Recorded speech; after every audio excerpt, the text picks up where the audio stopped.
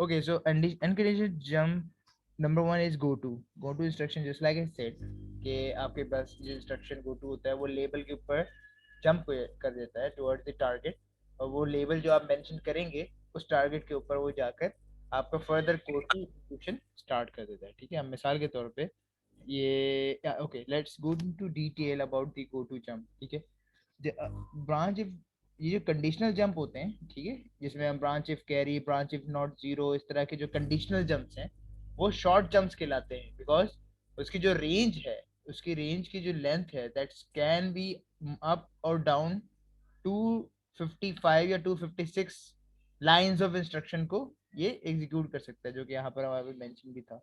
ठीक है, जो हमारे पास शॉर्ट जंप्स होते हैं जो कि कंडीशनल जंप्स हैं, दैट्स बेसिकली जंप अपवर्ड और डाउनवर्ड्स टिल 255 इंस्ट्रक्शंस. ठीक है, क्योंकि 8 बिट का होता है, एक यहाँ पे लिखा होता है एनी केस.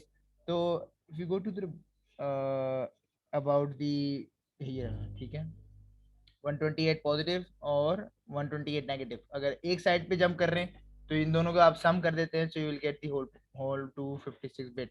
चूंकि शॉर्ट जंप जो होते हैं, शॉर्ट जंप्स या ब्रांचेस जो हैं, तो वो बेसिकली आपके पास 8 बिट रजिस्टर के होते हैं. ठीक है, 8 बिट रजिस्टर जो होता है ना आपके पास, तो 8 बिट रजिस्टर के ऊपर जो उसकी काउंटिंग चल रही होती है, ठीक है, इंस्ट्रक्शन की काउंटिंग चल रही होती है एड्रेस की, तो वो बेसिकली 8 बिट के अंदर ही लिमिटेड रहती है.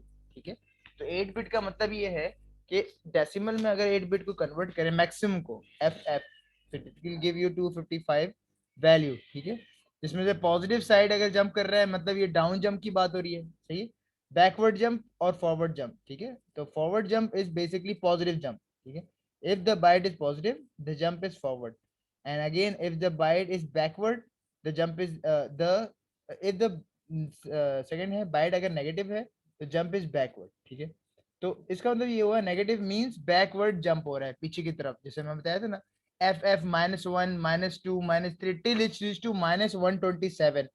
ठीक है, तो ये आपके पास बैकवर्ड जंप की रेंज है. सही है, इसी तरह फॉरवर्ड जंप की रेंज क्या है, +128. ठीक है, +128 का मतलब जहां आपका इंस्ट्रक्शन लिखा हुआ है बी एन बीजी समझ लो, वहां से आप 1 2 3 4 काउंटिंग करते जाएंगे नीचे till it's reach to 128 instruction. बस इससे नीचे या इससे ज्यादा दूर आपका जो इंस्ट्रक्शन है वो जंप नहीं करवा सकता. ठीक है, that's basically a short jump, right.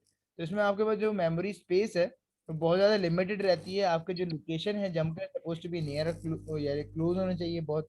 और आपका जो इंस्ट्रक्शन है ये बेसिकली लूप के लिए यूज होता है, डिपेंडिंग कि आपका कंडीशन क्या है उसकी लूपिंग के लिए बहुत ज़्यादा अप्लाई होता है. ठीक है, however if you talking about the long jump in comparison, तो लॉन्ग जंप में 8 बिट नहीं होते, 8 बिट रजिस्टर नहीं होता, बल्कि 8 बिट रजिस्टर होते हैं, यानी 2 बाइट का आपके पास एड्रेस लोड हो सकता है. ठीक है, अब 8 बिट में आ रहे थे 256 रेंज, जब हम दो यानी 8 बिट के दो रजिस्टर इंक्लूड कर देते हैं तो आपके पास ये 1028 नंबर बन जाता है. ठीक है, 1028 यानी 16, 2 की पावर 15 करें जरा, 2 की पावर, अगर मैं कैलकुलेटर के थ्रू साइंटिफिक कैलकुलेटर 2 की पावर 16 करता हूँ तो ये डिवाइड बाई 2, तो डिवाइड बाई 2. ओके, तो आई वाज टेलिंग यू कि आपके पास होता ये है कि जो लॉन्ग जंप है, लॉन्ग जंप में आपके पास जो इंस्ट्रक्शंस हैं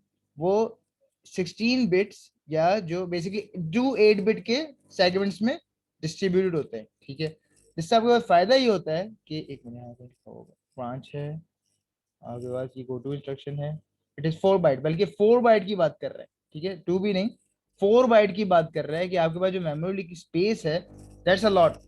ठीक है, आपके जो एड्रेस की स्पेस होती है वो बहुत ज्यादा इंक्रीज होती है. ठीक है, तो अब एक बाइट इधर आ गया, 2 बाइट इधर हो गया, तीसरा यानी कि आपकी जो मेमोरी की आप जंप कर सकते हैं वो 2 मेगा के जो मेमोरी साइज है उसके ऊपर भी आप लॉन्ग जंप प्रोवाइड कर सकते हैं. ठीक है, तो कहने का मकसद ये है मेरा कि यूजुअली आप लॉन्ग जंप उस एरिया पे यूज करते हैं जहां पर आप मेमोरी की लोकेशन चेंज करना चाह रहे हो. ठीक है, बहुत ज्यादा मतलब टारगेटेड जंप हो, मेमोरी की लोकेशन को आप चेंज करना चाह रहे हो. अब मिसाल के तौर पे ये वाला है, ठीक है, ORG 300 हेक्स. ठीक है, तो ये एक मेमोरी लोकेशन चेंज किया, ओरिजिनेट किया मैंने 300 हेक्स से. स्टार्टिंग वाला कोड था, ओरिजिनेट था 0 से, जीरो से लेकर ये लाइन नंबर 1 है, line number 2, line number 3, line number 4, line number 5, 6 and 7। ठीक है, तो ये जो इंस्ट्रक्शन है गो टू के, कॉल के, या बी आर ए ब्रांच, ठीक है, तीन जो इंस्ट्रक्शन है हमारे पास है, ये बेसिकली आपका लॉन्ग जंप में यूज होते हैं। ठीक है, कॉल, ब्रांच या गो टू। ठीक है, अब मिसाल के तौर पे इसने कॉल का इंस्ट्रक्शन यूज किया है, कॉल डिले।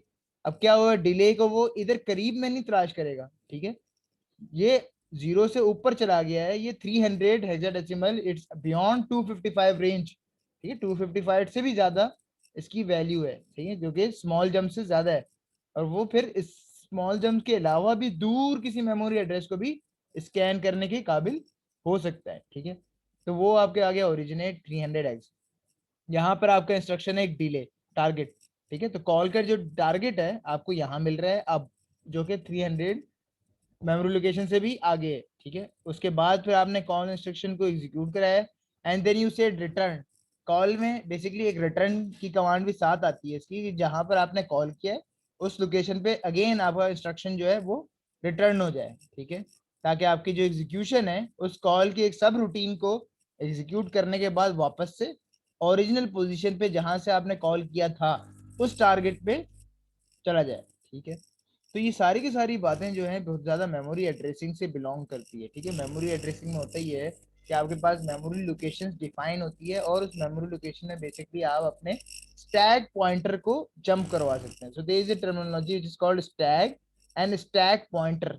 ठीक है, जो रैम के अंदर आपके मेमोरी स्लॉट्स होते हैं, let's have a look on the slots of my memory slots available in the RAM. तो इसको कहते हैं हम स्टैक, देखो लिखा हुआ भी है।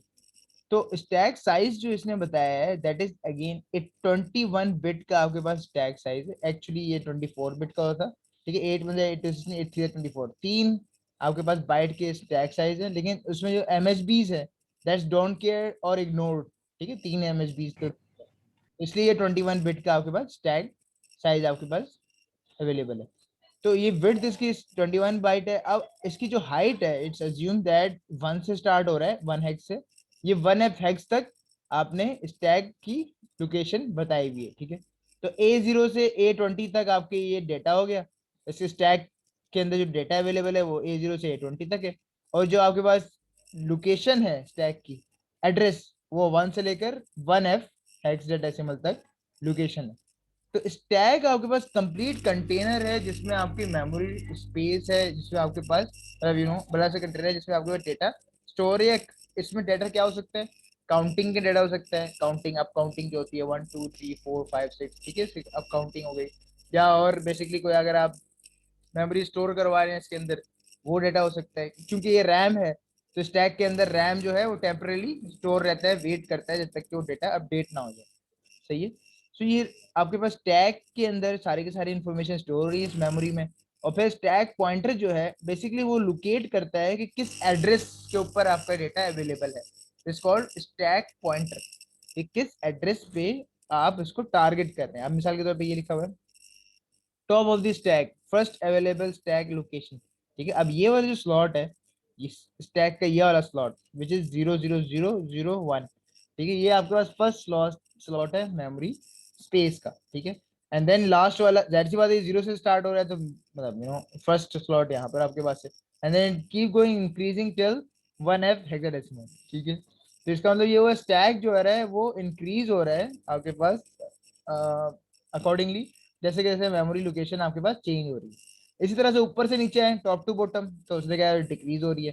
ठीक है, तो आपके पास जो स्टैक की वैल्यू है ऊपर से नीचे की तरफ डिक्रीज होती है एड्रेस की। ठीक है, एक इंटरेस्टिंग चीज नोट करने वाली ये है कि इसमें जो स्टैक पॉइंटर है, ठीक है, स्टैक पॉइंटर क्या कर रहा होता है, स्टैक पॉइंटर वो होता है मेमोरी में डेटा स्टोर करवाता है। ठीक है, there is lot of space available in the memory, और उसके अंदर डेटा स्पेसिफिक लोकेशन पे टेम्परेली लोड करवाता है, स्टोर करवाता है। ठीक है, अब होता ये है कि वहां पर जो डेटा लोड हो रहा है, लोड होने को कहते हैं पॉप्ड।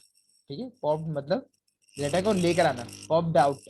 ठीक है, लोड हो जाना, डेटा वहां से लेकर आना। ठीक है, of stack, out of stack मतलब कि डेटा से वहां से लेना है। ठीक है, रिसीव करना है।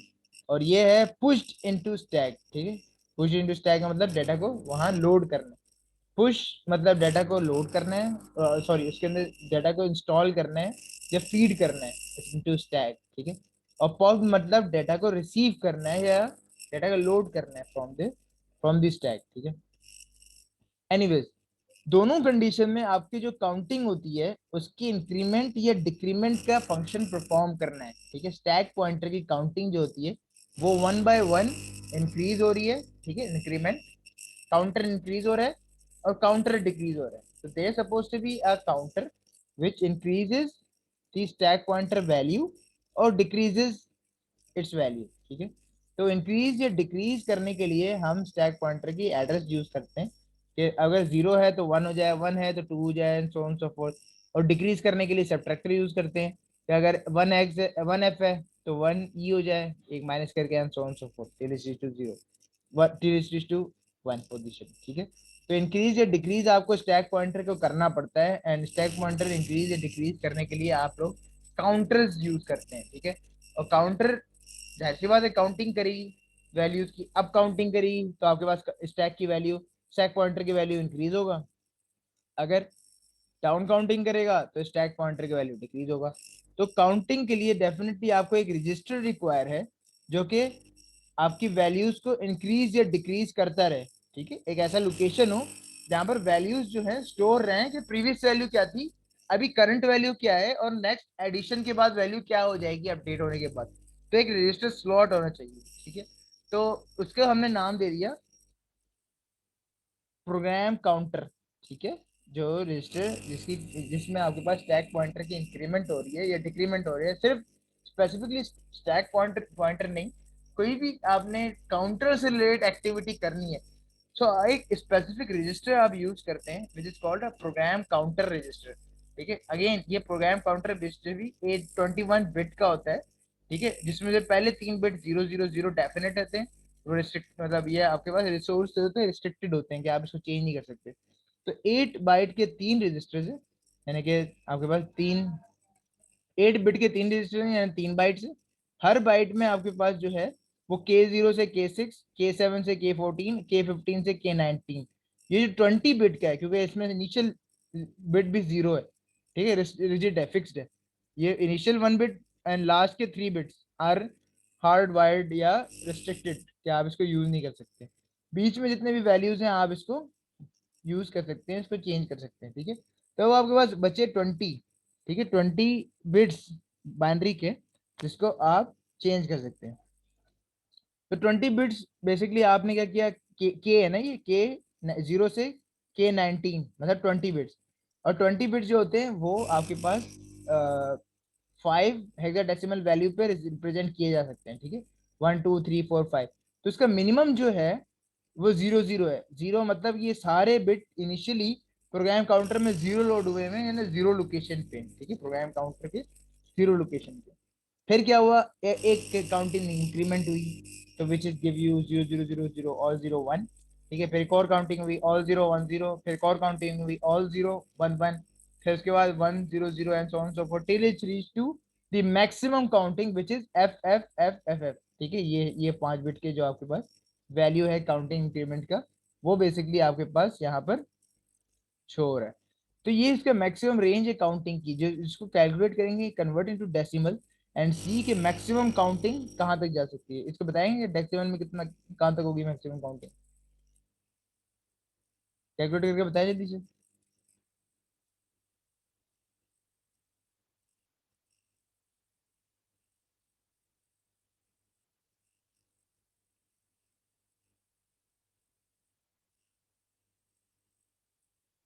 क्यों कर रहे हैं?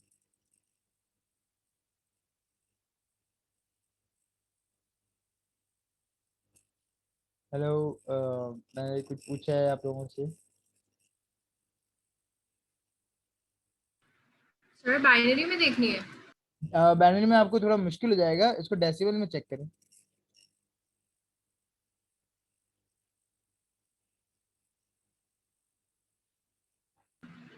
1048575। अब बताया था आपने 10, 1048575। आपको एक 1 माइनस बोनस दे रहा हूँ मैं आपको। अब क्या नाम था, अरीबा नाम था। हाँ।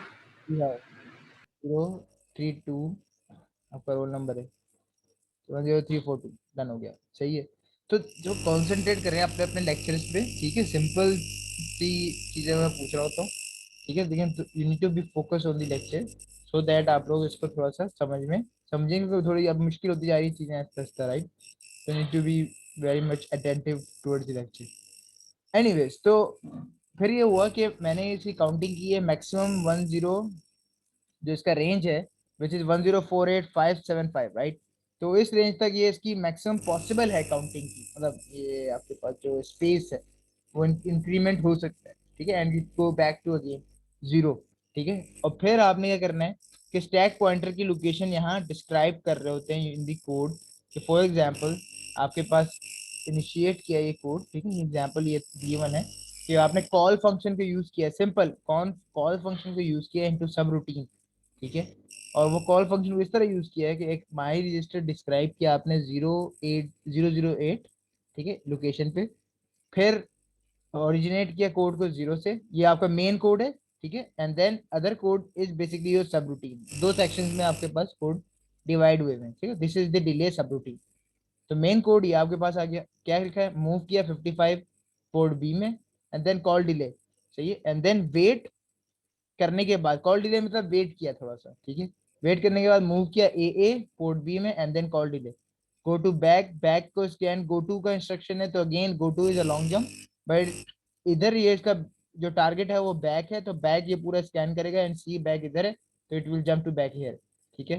तो डिले, अगेन आपके पास जो फंक्शन है, ये जो इसका टारगेट है जो कॉल का, वो फिर स्कैन होगा टॉप टू बॉटम, तो इसको मिलेगा इधर मूव एल डब्ल्यू की लोकेशन पे, ठीक है, which is beyond 100 hex memory location, सही है।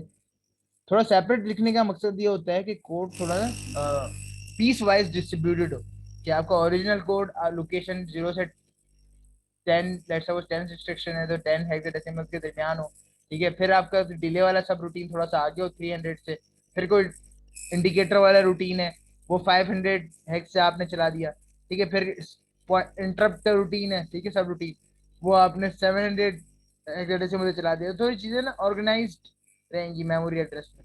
अदरवाइज कोड जो है एक दूसरे के ऊपर ओवरलैप हो सकते हैं, अनप्रोफेशनल आउटलुक आ सकता है, आपके खुद प्रॉब्लम होगी कोड को डिबग करने में, सही है, क्योंकि जब कोड लेंथी होता जाता है तो आपको कोड को थोड़ा डिबग करना मुश्किल हो जाता है, डिबग मतलब दोबारा से कोड में मिस्टेक कहाँ पर है या उसमें एरर कहाँ पर है उसकी आइडेंटिफिकेशन करना थोड़ा सा डिफिकल्ट हो जाता है।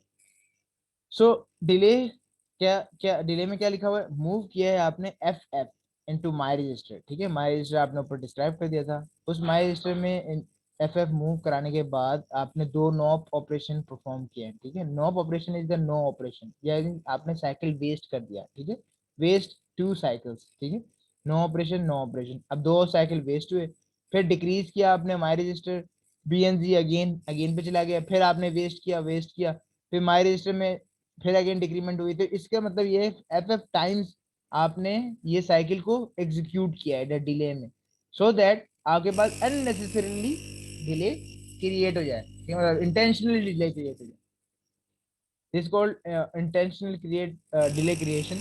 और इसकी वजह से आपके पास जो असेंबली लैंग्वेज में कोडिंग जो है वो थोड़ी सी बढ़ जाती है, ठीक है। एक और तरीका होता है टाइमर का, हम फ्यूचर में यूज करेंगे चैप्टर नंबर 9 में, उसमें ये होगा कि कोड आपको लिखने की जरूरत नहीं पड़ेगी, आप जस्ट एक लाइन से आप डिस्क्राइब कर सकते हैं कि डिले कितना डालना है, यू गेट गुड टू, ये मैंने ये भी एक तरीका है डिले क्रिएट करने का, बट मुझे इतना ज्यादा अच्छा नहीं लगता ये तरीका, because it's unnecessarily consumes a lot of cycles of your micro controller, number one. Number two, आप इसका बेसिकली आपका कोड यहाँ स्ट्रक हो गया है, सही है, माइक्रो कंट्रोलर जो है वो मतलब यहाँ पर स्टक हुआ है, आप इसके अलावा कुछ और काम कर ही नहीं पा रहे अपने पूरे माइक्रो कंट्रोलर से, ठीक है। आपको कोई टास्क था वो थोड़ा इंपॉर्टेंट था वो परफॉर्म नहीं कर पाए, आपको कोई इनपुट आ रहा था इंपॉर्टेंट इन्फॉर्मेशन का वो ले नहीं पाए, क्योंकि आपका प्रोसेसर यहाँ पर स्टक हुआ है मोस्ट ऑफ द टाइम्स, ठीक है। वो ये एग्जीक्यूशन जो है वो 55 यानी एफ एफ टाइम्स जो है वो रिपीट हो रहा है पीरियोडिकली, तो वो जो प्रोसेसर है यहाँ ऑक्युपाइड है इस location, but anyways it creates a delay, ठीक है, दैट ऑक्यूपेसी जो यहाँ पर हो रहा है उसकी वजह से आपके पास एक डिले, एक मतलब सिग्निफिकेंट डिले क्रिएट हुआ है, और डिले क्रिएट होने के बाद फिर वो वापस से रिटर्न हो गया है उसी लोकेशन पे जहां पर इसने कॉल किया था, ठीक है, यहाँ से कॉल हुआ था। फिर उसके बाद क्या हुआ, ए मूव करा दिया आउटपुट पे, ठीक है, और फिर again the same amount of delay आपने दोबारा से यहाँ पर क्रिएट करा दिया, सही है। तो go to back and cycle repeat. तो वही है कि आपने आउटपुट पे पहले एफ मूव कराया था तो अलग आउटपुट में एलईडी चल रही थी, फिर ए मूव करा दिया आउटपुट पे तो अलग एलईडी चल रही थी, बट दोनों के दरमियान कुछ इंटरवल्स है, मतलब आपको एलईडी ऑन ऑफ होने में थोड़ा सा विजुअलाइज डिले आएगा, विजुअल डिले क्रिएट होंगे, ठीक है। एलईडी ऑन हुई, 1 सेकंड के बाद एलईडी ऑफ हो गई, फिर 1 सेकंड के बाद सारी एलईडी ऑन हो गई, फिर 1 सेकंड के बाद सारी एलईडी ऑफ हो गया, and so on so fourth. इस सर्टेन डिले आपके पास अपीयर हो रहा होगा ऑल द टाइम, सही है। तो the call function can plays its role, और कॉल फंक्शन की वजह से आप किसी भी सब रूटीन में जा सकते हैं। ये कॉल किया है यहाँ पर आपने डिले, सही है, डिले। अब ऐसा भी हो सकता है कि यहाँ पर आप डिले 1 बनाए, अदर वन जो दूसरा कॉल है वहां डिले 2 लिखते हैं, सही है, दूसरा डिले। तो पहले डिले में आपके पास जो टाइमिंग थी नोप, वो एक सिंगल वाला नोप यूज किया, दूसरे डिले में डबल नोप यूज किया, तो उससे वही है कि डबल डिले हो जाएगा दूसरे डिले, दूसरे कोड के लिए, सही। ऑफ के लिए ज्यादा टाइम हो जाएगा, ऑन के लिए कम टाइम मिलेगा, सही। तो उसके मेमोरी लोकेशन एक 200 से स्टार्ट करते हैं, एक 400 से स्टार्ट करते हैं, ठीक है। तो you can get to play with this code and you have an idea कि किस तरह से आप डिले क्रिएट करते हैं, लूप वगैरह और कॉल को यूज करते हैं into your code to execute the subroutine inside your code. ये कोड समझ में आ रहा है सबको कि डिले कैसे यूज कर रहे हैं, गो टू फंक्शन कैसे यूज किया है? किसी को कोई क्वेश्चन है इसमें से? सर एनओपी वाली कमांड एक और बार समझा दें। यहाँ कमेंट में भी लिखा हुआ है no operation waste clock cycle, ठीक है। क्योंकि हम डिले क्रिएट करना चाह रहे हैं, वी आर इंटेंशनली वांट के क्रिएट और डिले। अब वो डिले क्रिएट करने का एक तरीका ये है कि जो हमारे पास साइकिल्स हैं, एडिशनल साइकिल, क्योंकि चूंकि माइक्रो कंट्रोलर जो है ना वो नंबर ऑफ साइकिल्स पे चलता है, ठीक है। हर इंस्ट्रक्शन जो है, हर instruction, instruction number 1, instruction number 2 and so वो 4 साइकिल लेता है, ठीक है। 4 क्लॉक साइकिल लेता है आपके जो क्रिस्टल क्लॉक है ना, जो आपको जो क्लॉक इनपुट मिल रहा होता है, ठीक है। हर इंस्ट्रक्शन जो है वो एटलीस्ट 4 क्लॉक साइकिल कंज्यूम करता है एक इंस्ट्रक्शन परफॉर्म करने के लिए, ठीक है। 4 क्लॉक साइकिल इसलिए क्योंकि आपका माइक्रो कंट्रोलर एक तो नंबर 1 बहुत स्लो डिवाइस है, ठीक है, स्लो डिवाइस है। और दूसरी बात ये है कि अगर आपने देखा हो यहाँ पर मशीन लैंग्वेज, ठीक है, अगर आपको मशीन लैंग्वेज कोड यहाँ से नजर, एक मिनट में आपको दिखाऊं, हाँ ये रहा। सो लेट्स सपोज एक मूव फंक्शन है, मूव एल डब्ल्यू या मूव डब्ल्यू एफ, इसमें क्या है आपके पास 0 E 0 0, इसमें 4 आपके पास 4 बाइट, 4 मतलब आपके पास वो वैल्यूज हैं जिसको एग्जीक्यूट करना है। पहले इसमें 0 को एग्जीक्यूट करना है, इसके लिए एक साइकिल कंज्यूम हो गया, फिर ई को एग्जीक्यूट करना है, दूसरा साइकिल कंज्यूम हो गया, फिर 0 को एग्जीक्यूट करना है, तीसरा साइकिल कंज्यूम हुआ, और चौथा साइकिल आपके पास एक और 0 को यूज करते हुए हो गया, ठीक है। तो चारों, और ये जो मशीन लैंग्वेज है टेक्निकली 4 आपके पास कंपोनेंट्स पे डिवाइडेड है, तो हर साइकिल पे एक एक कंपोनेंट को एग्जीक्यूट करेगा और आपका ये टास्क परफॉर्म होगा, ठीक है। अगेन नेक्स्ट इंस्ट्रक्शन की बात की जाए तो अगेन एक साइकिल इसके लिए चाहिए, दूसरा साइकिल इसके लिए, तीसरा साइकिल इसके लिए, चौथा साइकिल इसके लिए, ठीक है। तो हर इंस्ट्रक्शन जो है वो 4 साइकिल्स के ऊपर डिपेंडेंट है। अब आ जाए इधर, अब यहाँ पर ये कह रहा है, कहाँ गया कॉल, हाँ, अब यहाँ पर ये कह रहा है कि वेस्ट मशीन साइकिल। तो अब एक इंस्ट्रक्शन लूप, लूप में भी आपके पास कोई साइकिल में होंगे, 2 होंगे, 3 होंगे, 4 होंगे, but intentionally waste without doing anything, आपका सिर्फ साइकिल वेस्ट हो गया, कोई टास्क परफॉर्म नहीं हुआ, बस वेट, ठीक है ना, जिस तरह के वेटिंग में होता है आप लोग usually like you don't do anything but the time is wasted, ठीक है। तो वो बेसिकली आपका ये इंस्ट्रक्शन परफॉर्म करने के लिए नो ऑपरेशन है, ताकि इंटेंशनली डिले क्रिएट किया जा सके, दैट्स इट। फिर डिक्रीमेंट का फंक्शन है B N so so for you can do, सही है। और कोई क्वेश्चन किसी का?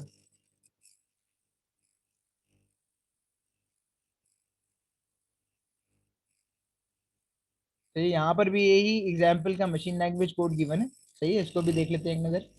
सो हुआ ये कि स्टार्ट किया आपने एफ एफ से, मूव किया है तो ओ ई एफ एफ आपके पास यहाँ आ गया, पोर्ट बी में डब्ल्यू एफ है तो 6E81, पोर्ट बी का जो कोड है वो 81 था, वो इसने यहाँ मेंशन कर दिया है।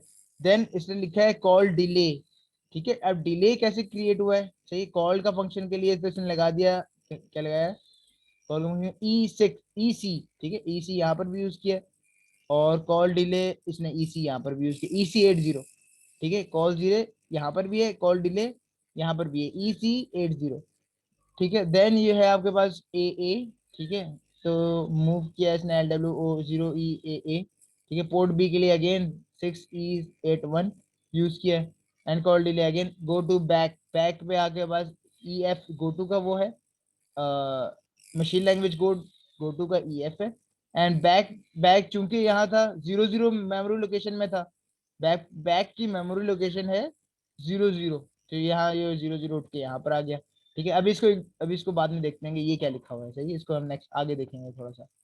लेकिन अभी ये चीज तो क्लियर है ना आपके पास, EF EC machine language op code, और फिर ये आपके पास वैल्यूज जो आए हैं 80 और 00 तो इधर से आ गया आपके मेमोरी लोकेशन से, ठीक है। Then there is a delay, अब ORG आपने ओरिजिनेट किया था 300x से, तो अब कोड जो है 300 से स्टार्ट हो रहा है, you can see over here, ठीक है। 300 302 304 306 and so on so fourth, ये कोड की मेमोरी लोकेशन की इंक्रीमेंट यहाँ से शो कर दी, ठीक है। देन ये है आपके पास delay move L W delay के बाद ये हुआ कि आपने मूव एल डब्ल्यू के लिए 0E किया, FF मूव कराया है LW में, ठीक है। तो वो मूव डब्ल्यू है माई रजिस्टर की लोकेशन थी ऊपर आपने बता दी थी, माई रजिस्टर कहाँ पे है? हाँ ये 8 ठीक है, तो ये 8 यहाँ पर आ गया। तो ये जो आपके पास वैल्यूज चल रही हैं, ये जो चीज देख रहे हैं आप, 10 11 12 13 14 15 16 17, ये स्टैक पॉइंटर है, ठीक है। ये आपका स्टैक पॉइंटर है जो कि इंक्रीमेंट हो रहा है, काउंटिंग की जा रहा है। और ये 5 बिट्स का है, देखिए 1 2 3 4 5, ठीक है, 5 मतलब हेक्साडेसिमल नंबर्स का है, ठीक है, जो कि आपके पास इंक्रीमेंट हो रहा है, सॉरी डेसिमल नंबर है मेरे ख्याल, 10 13 14 15 16, ठीक है, सही है। तो बेसिकली ये आपके पास पॉइंटर्स है जो कि इंक्रीज कर रहे हैं आपके इंस्ट्रक्शन लाइंस को, और आपके पास ये मेमोरी लोकेशन है जहां पर आपके पास इस डेटा की स्टोरेज हो रही होती है। नॉप ऑपरेशन के आपने देखा है कि वैल्यू जो है वो 000 है, 000 है, दो नॉप ऑपरेशन की। और फिर आपके पास डिक्रीमेंट है 06, और माई रजिस्टर में जो वैल्यू होगी उसको डिक्रीज कर देना है, माई रजिस्टर की लोकेशन है 08, BNC इज E1, अगेन पे हो रहा है, अगेन का मतलब यहाँ चले जाएं, ठीक है। अगेन के बाद BNC को कितना जंप किया, अपवर्ड बैकवर्ड जंप है ये, ठीक है। तो मैंने बताया था कि पहला वाला लाइन जो होगा वो FF होगा, नहीं FF -1 -2 -3, तो FF -3 आपने कर देना है, तो FF -3 इज FC, ठीक है। तो FC आपके पास यहाँ पर आ गया, ठीक है। एंड रिटर्न का आपके जो सेक्शन है 012, सही है, 12 इज बेसिकली रिटर्न हो रहा है 012, सही है। तो ये आपके पास यहाँ पर वापस से उस लोकेशन पे रिटर्न हो जाएगा, सही है। तो ये बेसिकली मशीन लैंग्वेज इंस्ट्रक्शन है आपके स्पेसिफिक कोड का, और इसमें आपको कोई क्वेश्चन है तो आप लोग पूछ सकते हैं।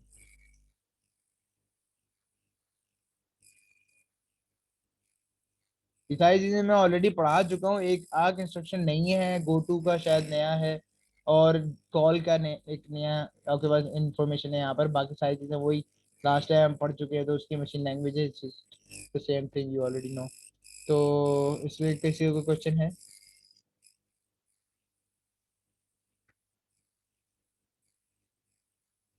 so far so good, समझ में आ रहा है? क्लियर है सर। जी सर। ठीक है, गुड। तो चलिए just quickly revise this example 10.13 and we gonna meet tomorrow in the same time, मतलब वही tomorrow, Example 10.13. Yes example Okay, sir. Okay, got it. 30 3.10, sorry 3.10। Okay, sir. 3.10. Okay, sir. होगा ये कि आप लोग इसको थोड़ा सा प्रैक्टिस भी कर लोगे और समझ भी लोगे, और कोई क्वेश्चन हो तो you most welcome to ask, ठीक है। And we gonna meet tomorrow and continue our lecture, Inshallah. इसको इंशाल्लाह हम लोग कंप्लीट करते हैं, ठीक हो गया, चलो। Sir, thank you.